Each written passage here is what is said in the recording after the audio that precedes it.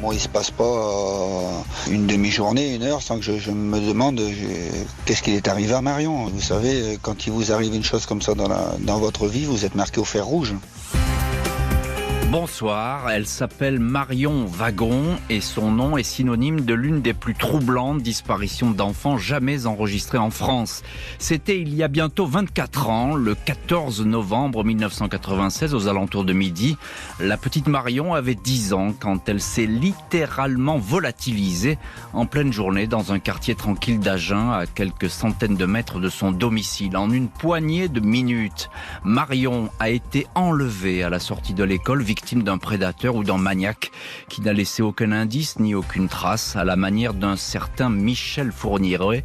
Nous verrons si cette piste, évoquée depuis longtemps dans le cas Marion Wagon, si cette piste a une chance d'aboutir. L'affaire Marion Wagon, dont le visage, on s'en souvient, avait été affiché sur tous les murs de France ou encore sur des millions de briques de lait, demeure un cas d'école pour les enquêteurs. Elle marque un tournant dans le traitement des dossiers de disparition de mineurs. Les leçons de cette disparition seront tirées dans les cas similaires qui suivront, notamment le plus emblématique, celui d'Estelle Mouzin, disparue elle aussi sans bruit et sans témoin 7 ans après Marion. Avec nos invités, nous allons voir si une lueur d'espoir brille toujours pour savoir ce qui s'est passé le 14 novembre 1996 à Agen. 20h, 21h, Jean-Alphonse Richard sur RTL. L'heure du crime. Ce soir, dans l'heure du crime, retour sur la disparition de la petite Marion Wagon à Agen, à l'automne 1996. Disparition fulgurante qui va déclencher une enquête hors norme, une mobilisation sans précédent face au plus épais des mystères. Ce jeudi 14 novembre 1996, vers midi 10, Marion Wagon, 10 ans, sort de l'école Saint-Bel, rue Marceau, à Agen, où elle est élève de CM2. L'institutrice Hélène Piguet la voit s'éloigner avec les autres enfants. Dans son manteau noir, ses collants rouges et noirs, l'écolière traverse la rue, s'arrête chez son ancienne institutrice de maternelle, comme elle le fait souvent. Elle reste ici un petit moment, s'amuse dans le jardin sur un toboggan en plastique. 12h15, Marion n'a pas vu l'heure tourner. Il faut qu'elle se dépêche de rentrer chez elle à une poignée de minutes à peine. La famille Wagon, les parents et leurs enfants, Marion, son frère Gilles, 15 ans, sa sœur Charline, 14 ans. Les Wagon ont l'habitude de déjeuner tôt et à heure fixe. Ce jour-là, l'ilotier Guy Desmonts, qui fait traverser les enfants au passage piéton du boulevard de la Liberté, ne la voit pas passer. Il s'en souvient car il connaît bien Marion. Elle lui dit toujours bonjour. À 12h25, les parents Wagon commencent à s'inquiéter. Leur fille cadette n'est pas du genre à traîner ou à être en retard. Elle sait que son père, Michel Wagon, employé dans une carrosserie du quartier, reprend tôt le travail en début d'après-midi. 500 mètres à peine séparent l'école et le domicile familial de la rue Paul d'Anglas. Les aînés quittent la table pour aller chercher leur sœur et essayer de la retrouver, sans résultat. Les parents passent des coups de fil au commissariat, aux pompiers, à l'hôpital. Personne n'a entendu parler de Marion et personne ne s'est manifesté pour indiquer avoir recueilli une petite fille. À 12h45, la famille prévient la police. L'officier de permanence, le commandant Roland Courdès, prend tout de suite l'affaire très au sérieux. Face à lui, le père de Marion semble perdu. Le commandant Courdès lui demande s'il a des ennemis. La réponse est non. S'il a grondé sa fille, la réponse est oui, la veille, pour des broutilles. Mais pas de quoi troubler Marion, qui était le matin de bonne humeur et s'est rendue normalement à l'école. En sortant du commissariat, Michel Wagon va longtemps marcher dans le quartier et aux alentours, espérant apercevoir sa fille. Il va faire le tour des immeubles et même des squats. Le plus souvent, la police est passée avant lui. Le père de Marion cherche désespérément sa fille, mais ne trouve rien. Marion Wagon a disparu en 3 ou 4 minutes dans un périmètre de 200 mètres, évaporée dans la rue Barsalou-Fromanti, si étroite que les voitures ne peuvent pas y stationner. Une rue paisible, à l'heure du déjeuner, où personne n'a rien vu, rien entendu. Bonsoir Patrick Tégéraud. Bonsoir Jean-Alphonse, bonsoir à tous. Vous êtes notre correspondant RTL à Toulouse, une voix connue sur RTL. Je le disais, Patrick, Marion Wagon a disparu dans un périmètre de 200 mètres, pas sur un terrain vague ou dans un endroit isolé, mais en plein centre de cette petite ville d'Agen. Alors vous avez beaucoup enquêté sur place pendant des années et à l'époque, c'est vraiment le dernier endroit où l'on peut disparaître finalement, cet endroit-là. C'est une véritable tragédie au sens propre du terme. Vous avez une unité de lieu qui est ce petit périmètre qui doit faire une 50aine de mètres carrés, tout au plus, entre l'école, l'appartement de la famille Wagon. Une unité de lieu de temps aussi, quasiment, puisque elle disparaît en un quart d'heure à peine. Elle sort de l'école, elle va saluer à la maternelle son ancienne institutrice, elle s'amuse un petit peu sur le toboggan, et puis elle traverse la rue, mais elle traverse la rue après que l'îlotier ait fini son service. Donc il ne la croise pas. Et encore, a-t-elle traversé la rue? Personne ne sait rien. Elle a disparu après s'être juste glissée sur ce toboggan. Personne ne sait rien. Patrick, il faut quand même préciser que c'est un quartier très tranquille, très calme. Tout à fait. On peut pas dire qu'on soit très calme d'Agen. On peut pas dire que ce soit un endroit exposé. Non, pas du tout. C'est un quartier très calme. Agen est une ville très calme aussi au demeurant. On est dans le centre-ville. Il n'y a aucun problème à cet endroit. La circulation est très fluide. Voilà, on aurait pu, certains enquêteurs, imaginer qu'elle avait pu avoir un accident, être renversée par une voiture, mais les gens ne roulent pas très vite dans ce coin-là.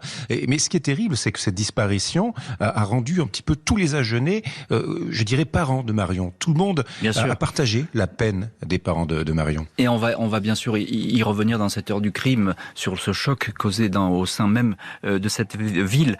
Maître Georges Catala, bonsoir. Oui, bonsoir. Vous êtes en ligne et en direct avec nous dans RTL ce soir dans l'heure du crime. Vous êtes, je le rappelle, l'avocat de la famille Wagon, et ce depuis plusieurs années maintenant.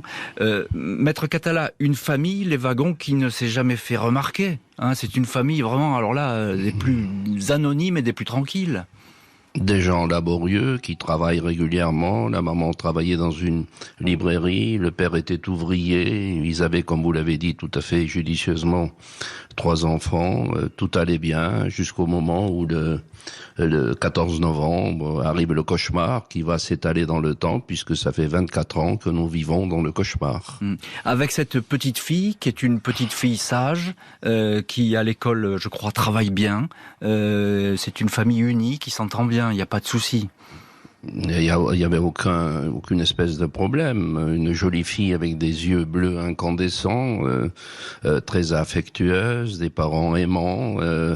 Tous ces gens-là vivaient en plein centre de la ville d'Agen, qui, comme vous le savez, n'est pas une ville qui s'illustre par beaucoup de facteurs criminogènes. Et le drame, c'est que on a pris un sucre, on l'a mis dans une tasse de café, et Marion a disparu. Voilà l'horreur. L'harmonie d'une famille brisée, enquête déclenchée très vite pour retrouver cette écolière qui n'a donc rien d'une fillette turbulente, rien ne va être négligé dans les premières heures qui, on le sait, sont critiques en matière de disparition, surtout lorsqu'il s'agit d'une enfant et que rôde le spectre toujours possible d'un enlèvement. Dans les heures qui suivent la disparition, la police travaille sur les hypothèses les plus vraisemblables. L'accident n'est pas écarté, mais il est de plus en plus improbable. Aucune trace dans le quartier, aucun témoignage, aucun signalement auprès des services de secours ou de la part d'un cabinet de médecins. L'hypothèse numéro 2, la fugue, est évidemment dans toutes les têtes. Même si le profil de Marion ne semble pas correspondre à un tel scénario, il est impossible de ne pas l'envisager. Marion aurait-elle été vexée d'être grondée la veille par son père? Rien ne permet de le dire. Elle était à l'heure, à l'école, jeudi matin. Elle avait parfaitement révisé ses leçons et a joué normalement avec ses camarades. Elle n'avait pas emporté d'argent avec elle et rien n'a été retrouvé dans sa chambre pouvant laisser penser à un départ sur un coup de tête. Reste donc l'hypothèse numéro 3. La plus tortueuse et sans doute la plus inquiétante, celle du rapt. Tout le monde à Agen a alors en mémoire la disparition en 1984 de Magali Forabosco. Retrouvée morte au bout de 11 jours, violée et assassinée, l'auteur des faits avait été arrêté.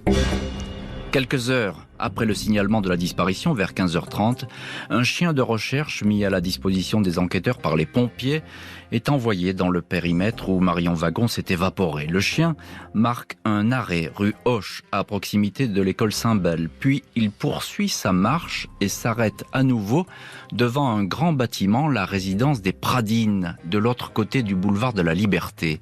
Cet immeuble est à 400 mètres du domicile familial. La résidence est aussitôt perquisitionnée de la cave au grenier. Une nouvelle fois, le chien s'arrête devant un placard à balai, mais les vérifications opérées dans ce réduit ne donnent rien. L'homme de ménage qui entrepose son matériel n'était pas sur le lieu de la disparition quand celle-ci s'est produite. Dans les jours qui suivent, les policiers, épaulés par les gendarmes, poursuivent leur porte-à-porte dans le centre d'Agen et bien au-delà. Les parkings sont explorés, fouillés, les berges de la Garonne et du canal du Midi sont ratissées. Un hélicoptère surveille le secteur. Les coffres des voitures sont ouverts à des points de barrage de la police ou de la gendarmerie. Le lendemain de la disparition, vendredi, le parquet d'Agen ouvre une information judiciaire pour enlèvement et séquestration. La justice est bien décidée à mettre tous les moyens en œuvre pour retrouver la fillette. Ce n'est pas une juge, mais deux, Colette Lajoie et sa collègue Maryse Lemain-Régnier, qui sont désignés pour instruire le dossier. Maître Catala, vous êtes toujours en ligne depuis Toulouse avec nous, invité ce soir de l'heure du crime. Je rappelle que vous êtes l'avocat de la famille Wagon. Oui. Vous allez entrer, je pense, très tôt dans le dossier, vous allez nous le dire. On ne peut pas dire déjà, maître, que la justice prenne cette disparition à la légère, et ça dès le début de l'affaire. Non, la justice a mis tout en œuvre pour trouver une vérité. L'a-t-elle fait judicieusement ? Quelquefois, n'avons pas rencontré quelques maladresses, c'est tout le problème. Si vous voulez, dans un premier temps, ce sont le SRPJ qui est dans l'enthousiasme d'une vérité, de la recherche de la vérité. Bon, ils vont se faire débarquer au bénéfice des gendarmes. On va en parler, maître. On va en parler parce que ça, c'est une étape qui sera importante quand même dans le dossier et dans la construction finalement de cette enquête. Mais vous, au début, que pensent les parents de cette enquête ? Évidemment, eux, ils ne peuvent que suivre et adhérer à la thèse policière, ce déploiement de force.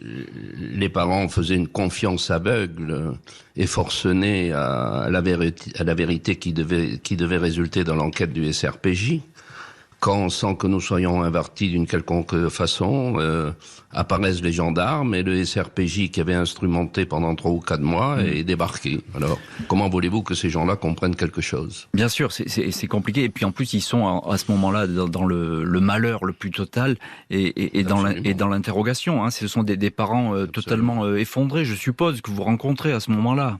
Ils savent pas Ce sont des gens qui sont simples, malheureux et qui croient en la justice, c'est-à-dire qui font une confiance aveugle et qui méritaient, à mon avis, de recevoir davantage d'explications qu'ils n'ont reçues.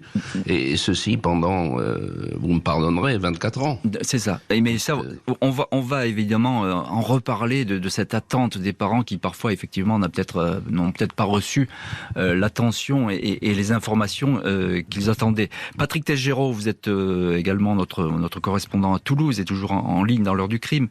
Cette enquête qui est très large, elle se concentre aussi, j'ai pas avancé sur ce terrain-là, mais évidemment sur les personnes qui sont fichées. 350 individus connus pour agression sexuelle qui vont être interrogés, c'est bien ça ? Tout à fait. C'est-à-dire que rien n'est laissé au hasard. La moindre personne qui est fichée comme délinquant sexuel, même pour des faits tout à fait anodins ou presque, est convoquée en gendarmerie, au commissariat, puisqu'à l'époque c'est au commissariat. Convoquée au commissariat, on vérifie les emplois du temps de toutes les personnes qui sont potentiellement suspectes. C'est un boulot énorme. C'est des procès-verbaux par centaines qui sont réalisés par les policiers. Et les policiers, je connais, j'ai eu la chance de rencontrer à plusieurs reprises Roland Courdès, qui était le patron de la police chef d'enquête à l'époque, le chef de l'enquête, qui tous les soirs, allait voir Françoise et Michel Wagon et leur faisait le résumé de sa journée de travail de labeur. Roland Courdès avait à l'époque 48 ans au moment de la disparition de Marion. Il a décidé de remettre à plus tard sa retraite Il pouvait être à la retraite de la police pour pouvoir se consacrer à ce dossier. C'est-à-dire que c'est un homme qui s'est donné cœur et âme à cette affaire. En même temps, d'ailleurs, les gens du SRPJ de Toulouse qui avaient été envoyés à Agen, ils étaient une dizaine de personnes, ont fait un boulot absolument remarquable. Ouais, c'est ça. Donc on va ratisser effectivement tous ces profils.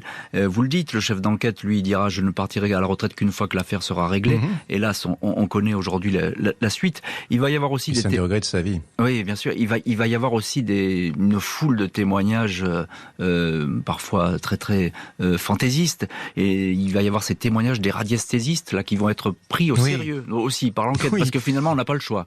Oui, et c'est très amusant, parce qu'on va reparler de Roland Courdès, donc le chef d'enquête. Il s'avère qu'un radiesthésiste a décrit l'endroit où se trouverait le potentiel assassin de Marion, et en fait c'était chez Roland Courdès.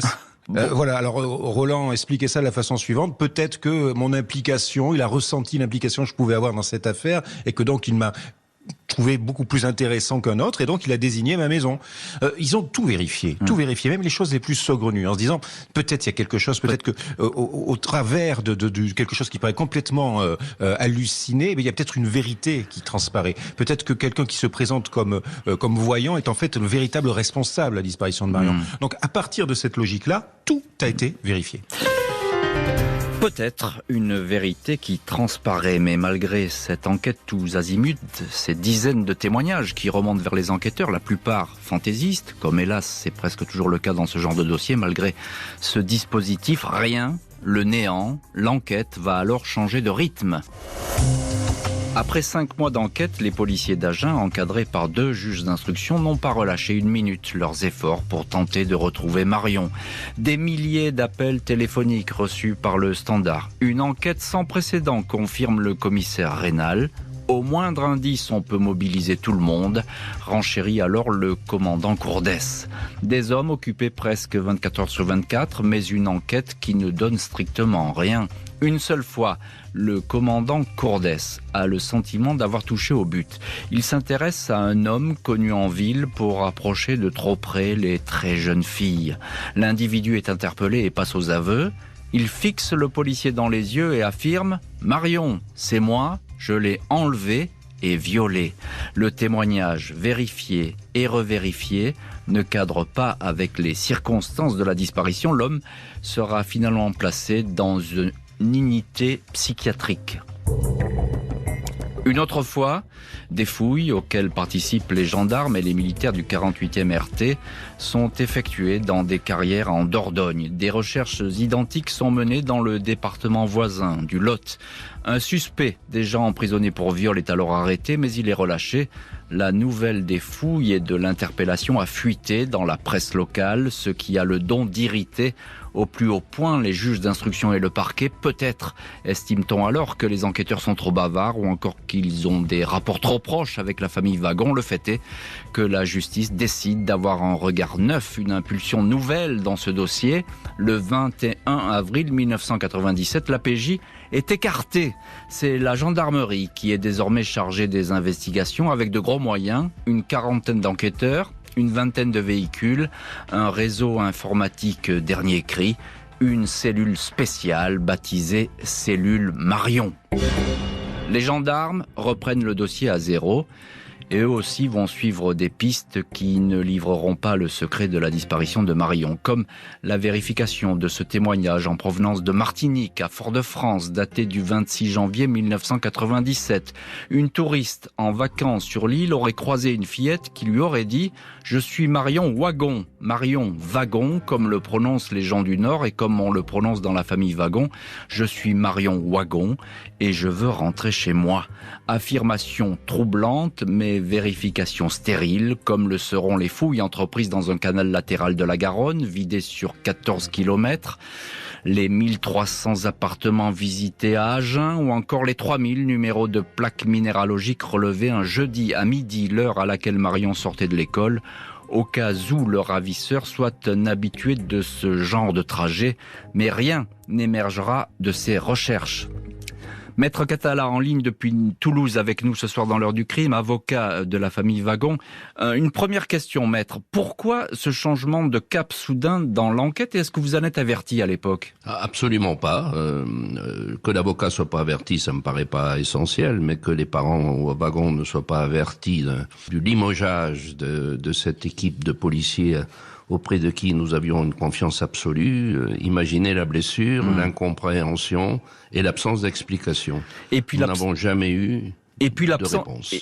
Vous n'avez jamais eu de réponse, pardon de vous couper, mais aussi l'absence de confiance finalement qui peut s'installer de manière un petit peu étrange dans cette histoire. Je crois que maître, les gendarmes voulaient entendre les parents sous hypnose, c'est bien ça ? Est-ce que vous pouvez nous expliquer ce qui s'est passé ? Alors, on est arrivé à une situation qui était étonnante au sens étymologique du terme, puisque un beau jour je suis convoqué avec les parents Marion pour arriver chez les juges d'instruction, et là je découvre en lit de camp et des gens bien habillés qui venaient de Paris. Alors j'interroge le juge d'instruction, la maman de Marion également, et là on m'a fait l'aveu qu'on avait l'intention de placer la maman sous hypnose. Ce qui est une aberration totale au point de vue juridique, puisque la Cour de cassation sanctionne systématiquement ce genre d'errement, et ce qui, au point de vue humain, est une blessure supplémentaire, puisque la maman Wagon avait tout dit, et le fait de la placer sous hypnose était en quelque sorte une défiance à sa vérité. Pour parler clair, maître, c'est un soupçon qui aurait pu peser sur la mère de Marion, c'est ça ? Les gendarmes estimaient qu'elle avait peut-être pas tout dit ? Je crois que les choses se sont faites en deux temps. Dans un premier temps, le SRPJ a bien entendu fait le boulot nécessaire auprès de la famille pour savoir s'il pouvait y avoir l'ombre d'un doute. Ils se sont aperçus qu'il était impossible que ce soit les parents qui aient pu faire quelque chose. Et dans la mesure où ils ont rapporté ceci au juge, et dans la mesure où le juge était dans une sorte d'errement, on a appelé les gendarmes, et les gendarmes ont recommencé, et ont considéré qu'il n'y avait rien de mieux que de placer une maman sous hypnose. Inutile de vous dire quels ont été mes hurlements au sein du cabinet de l'instruction. Oui, et finalement l'opération n'a pas eu lieu.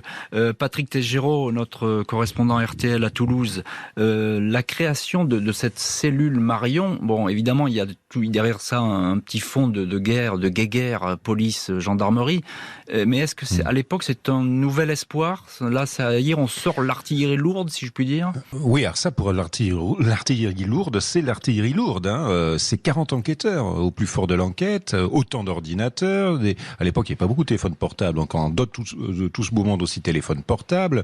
Les recherches sont tous azimuts. Le patron de la Légion de gendarmerie d'Aquitaine débarque tous les mois en hélicoptère pour faire le point avec les enquêteurs. Et un enquêteur est quand même envoyé régulièrement auprès de la famille pour rendre compte un petit peu de l'avancée de l'enquête, pour établir ce lien qu'avait très bien réussi la police et le SRPJ. Donc oui, en effet, ce sont les gros moyens qui sont sortis. Et là, on ressort tous les dossiers et on pratique la méthode gendarme, c'est-à-dire que on reprend tout à zéro, on considère que rien n'a eu lieu auparavant, et on reprend tout, on réinterroge absolument tous les suspects potentiels qu'on évoquait tout à l'heure, comme les personnes suspectées d'être des délinquants sexuels ou condamnés en tant que tels, dans un périmètre très large. Et on s'occupera aussi, d'ailleurs, de Monsieur Fourniret, qu'on évoquera peut-être tout à l'heure. Effectivement, Fourniret qui va apparaître, cet homme qui s'appelle Michel Fourniret, la silhouette d'un violeur et d'un tueur en série qui va régulièrement revenir dans le paysage de cette affaire. Serait-il, lui, l'ogre des Ardennes, comme on va le surnommer, derrière la disparition de Marion Wagon ? Moins de 8 ans après la disparition de Marion Wagon, la justice rapproche officiellement le nom de la petite fille de celui de Michel Fourniret. Aucun lien direct n'est établi entre le tueur en série et un possible enlèvement à Agen, mais à l'été 2004, le garde des Sceaux préconise de regrouper tous les dossiers concernant Fourniret au sein d'un seul et même tribunal. À l'époque, le tueur est détenu en Belgique et va bientôt être livré aux autorités françaises. Le 5 juillet 2004, la direction centrale de la police judiciaire à Nanterre demande donc un inventaire des homicides non résolus et disparitions non expliquées. 30 dossiers pouvant impliquer Fourniret vont être examinés. Et parmi eux, celui de Marion Wagon. A priori, l'emploi du temps du tueur est incompatible avec l'enlèvement de l'écolière d'Agen, tout comme il serait incompatible avec celui d'Estelle Mouzin, qui vient alors de disparaître à Guermantes, en Seine-et-Marne. On saura plus tard, notamment grâce à l'ADN, que cette conclusion était hâtive et que Fourniret a enlevé et séquestré Estelle. L'ADN de Marion Wagon figure-t-il sur un matelas saisi dans une maison de Ville-sur-Lume, dans les Ardennes, lieu de passage et de séquestration utilisé par le tueur en série? Pour l'instant, cet examen très tardif ne semble pas avoir porté ses fruits, mais il reste encore des dizaines de tests à effectuer, notamment sur des traces ADN recensées dans la camionnette de Fourniret. En 2015, la PJ avait évalué à environ 70 les victimes potentielles de Michel Fourniret, bon nombre dans les années 90, où la trace du tueur est très difficile à suivre, où il ne cesse de voyager entre la France et la Belgique. C'est pile dans ces années-là, 1996-1997, que Marion Wagon, dans le Lot-et-Garonne, ou encore Cécile Valin, en Savoie, se sont évaporées sans laisser aucune trace.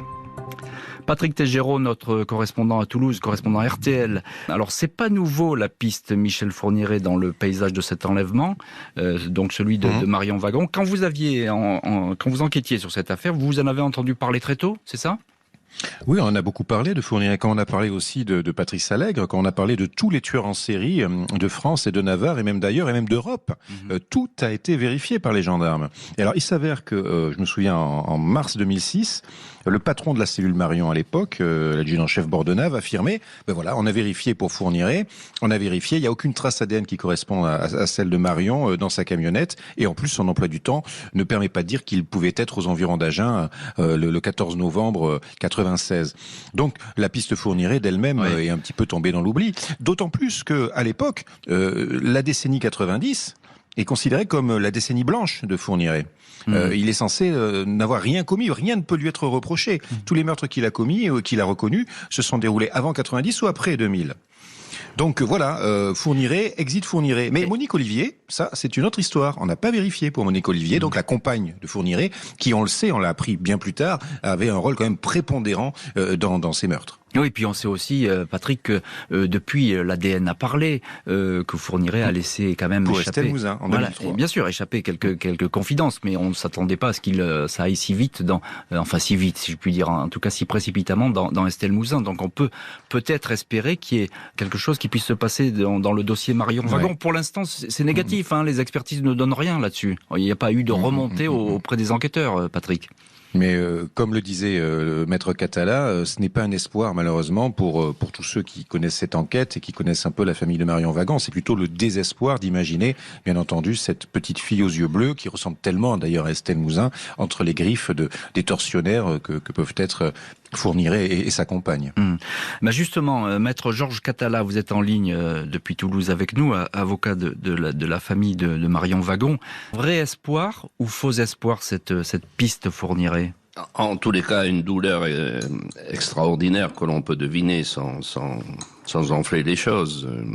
Imaginons un peu le père et la mère qui cauchemardent au niveau de l'étreinte d'un Fourniret à l'égard de leur fille, c'est affreux. Bon, ceci étant dit, il y a des choses que je comprends pas et qu'ils ne comprennent pas. Alors allez-y.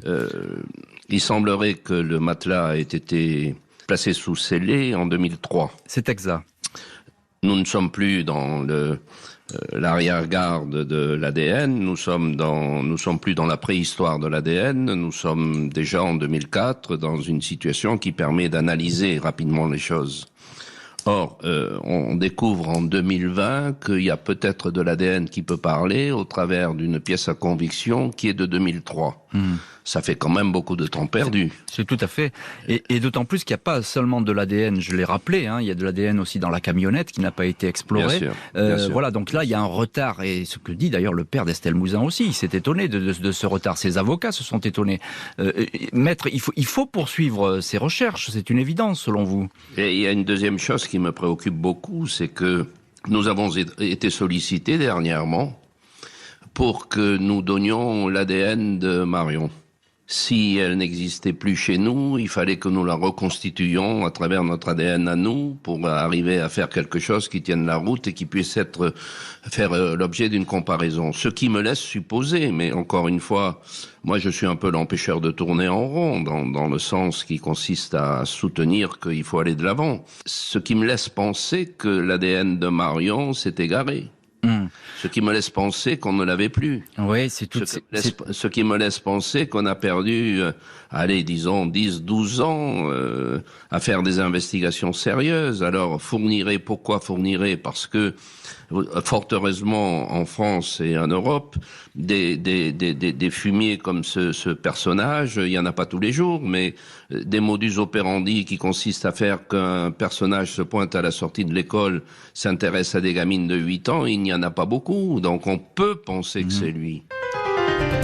La piste Michel Fourniret, crédible ou pas, reste pour le moment ouverte. Seul l'ADN pourrait donner une première clé à l'enlèvement de Marion Wagon. Dossier toujours ouvert, mais mis en veille. L'affaire Marion Wagon. À ce jour encore, le dossier le plus emblématique au palais de justice d'Agen. La défense de la famille Wagon s'est montrée vigilante pour que celui-ci ne tombe pas aux oubliettes.